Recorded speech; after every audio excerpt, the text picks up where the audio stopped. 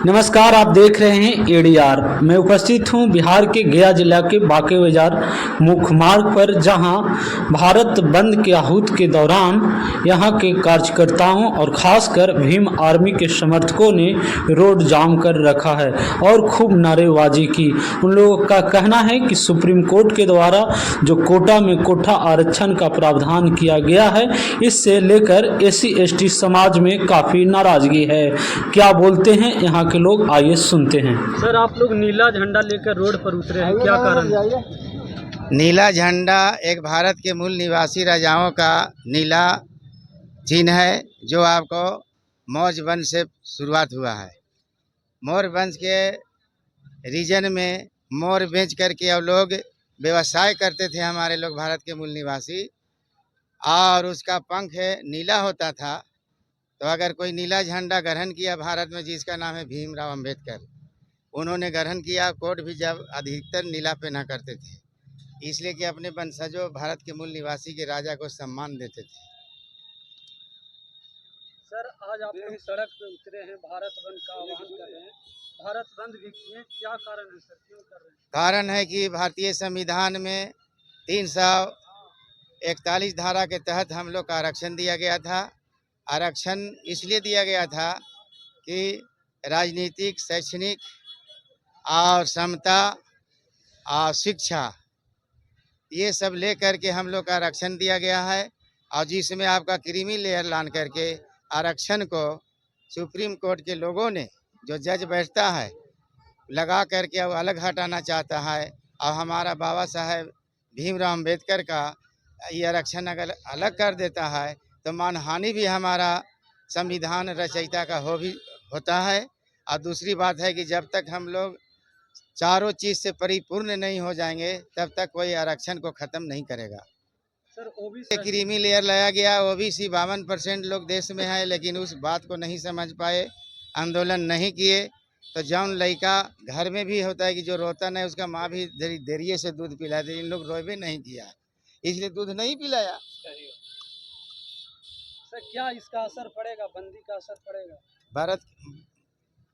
भारत संपूर्ण बंद का घोषणा किया गया था, जिसका संख्या है SC/ST से 22% के लोगों ने हिला दिया, तो भारत हिल गया। और सुप्रीम कोर्ट भी हिल रहा है, और यहाँ तक कि जो संसद है भारत का, वहाँ भी हिल रहा है।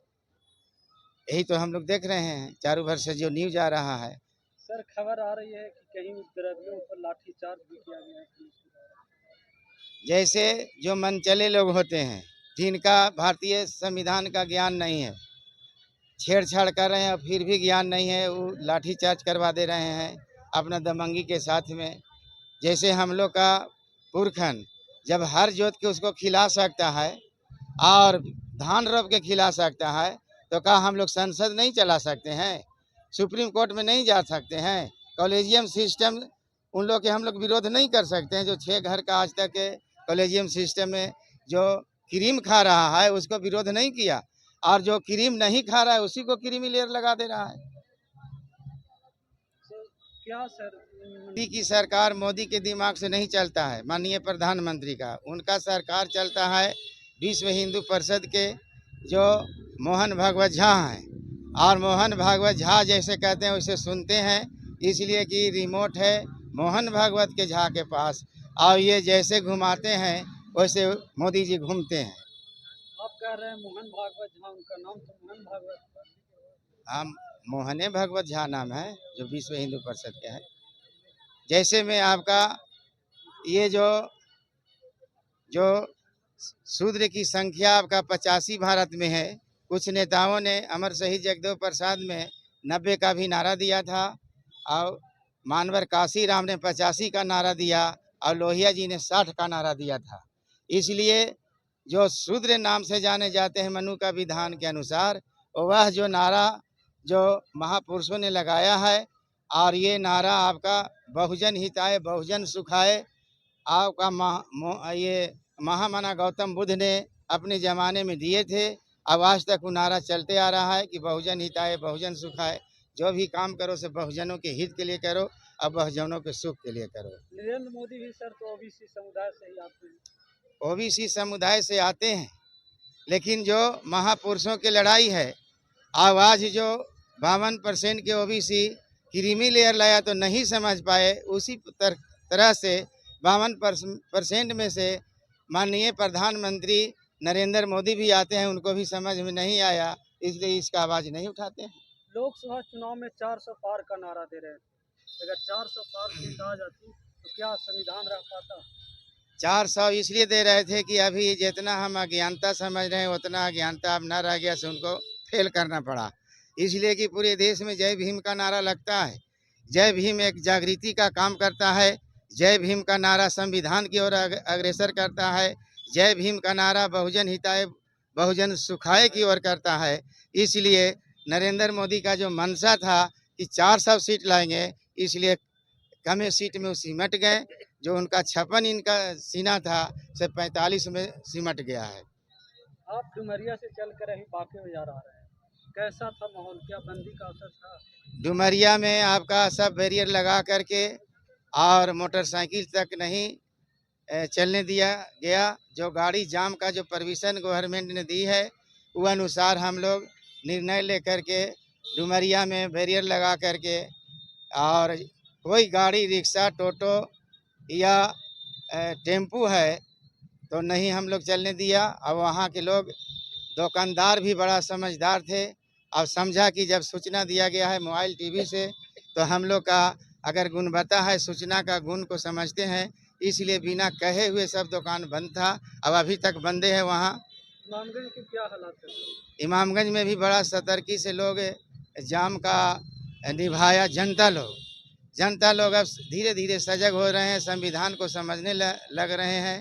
तो जो टीवी न्यूज़ सुनता है और समझता है कि भाई इतना तक के बंद रखना है, होटल टोटल दर दुकान दवा मेडिकल और ये स्वास्थ्य खुला रहने का था, वो सब खुला था। अब बाकी सूचना के अनुसार सब बंद रखे हुए थे। कितने बजे तक बंद रहेगा? ये आपका 5 बजे तक शाम तक के बंदी का है। लेकिन पुलिस गवर्नमेंट की ओर से निवेदन करने गई, अभी हम भगतौरी के पास थे तो कहा कि यहाँ पर लड़ाई हुआ। कि लड़ाई कहाँ हुआ है? हमसे एक लड़का बहस कर रहा था, तो हमने कहा कि ये जो है से बंद का हम लोग के तीन प्रखंड का गाड़ी के परमिशन लेके चल रहे हैं, अगर किन्हीं को परमिशन है, इमरजेंसी है तो जा सकते हैं। यही तो प्रशासन से मैंने बात किया। ये आपका परिचय? मेरा नाम स्वर्गीय वीरेंद्र कुमार अर्जक है। मैं मानववाद की लड़ाई आज 30 बरस से लड़ रहा हूँ, और मैं बिहार झारखंड में ज़रूर जाकर के मानववाद का अपना विचारधारा रखता हूँ। और बुद्ध अम्बेडकर, ज्योतिराव फूले, रामास्वामी नायकर, अमर शहीद जगदेव प्रसाद, ललई सिंह यादव, ये सब का महापुरुषों का विचार मैं अपने जीवन में समाहित करके अब लोगों का बांटने में लगे रहते हैं, और यही मेरा कार्य है। अब इसी ढंग के चलते हैं। सर क्या कहना चाहेंगे सर, आज बंदी का असर दिखा? हाँ, आज बंदी का असर पूरे देश में है। सभी SC/ST के लोग रोड पर उतरे हुए हैं और शांतिपूर्व उतरे हुए हैं। कहीं पर कोई विवाद नहीं है। अगर कहीं पर थोड़ा मोड़ा विवाद हुआ है तो ब्राह्मणवादियों सोच की वजह से हुआ है।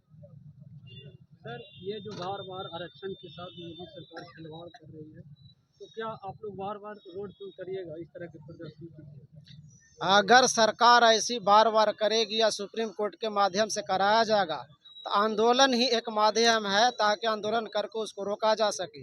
क्योंकि हमारे जो MP विधायक संसद में पहुँचे हुए हैं, विधानसभा में पहुँचे हुए हैं, वो एक तरह गूंगे की तरह हैं, जो बिल पास होने देते हैं। अगर वो लोग गूंगे रहेंगे तो हम लोग गूंगे बहरे नहीं हैं। हम लोग आम जनता हैं, जागरूक हैं, पढ़े लिखे हैं। भारतीय संविधान का 395 अनुच्छेद का ज्ञान है। हम हर एक बात का गहन अध्ययन करके उनको तर्क वितर्क करके बताने का कोशिश करेंगे कि भारतीय संविधान के अनुच्छेद 15 और अनुच्छेद 16 में, जिसमें 4 में हमारा आरक्षण दिया गया है, जो शैक्षणिक और सामाजिक आधार पे है, और पॉलिटिकल रिजर्वेशन 330 और 332 के तहत दिया गया है, जो विधानसभा और लोकसभा में जाने का है, और 341 और 342 के तहत SC और ST का रिजर्वेशन दिया गया है। जो सामाजिक और शैक्षणिक रिजर्वेशन है, उसको कोई काट नहीं सकता। जब तक जातिवाद रहेगा, जात पात रहेगा तब तक इस देश में रिजर्वेशन रहेगा। इसीलिए वो बार बार अगर टेस्ट करते रहेंगे, हम लोग बार बार प्रोटेस्ट करते रहेंगे। ये आपका परिचय मेरा नाम बनारसी दास अधिवक्ता इमामगंज से। कहना चाहेंगे आज के बंदी के बारे में? आज बहुत अच्छा बंदी रहा।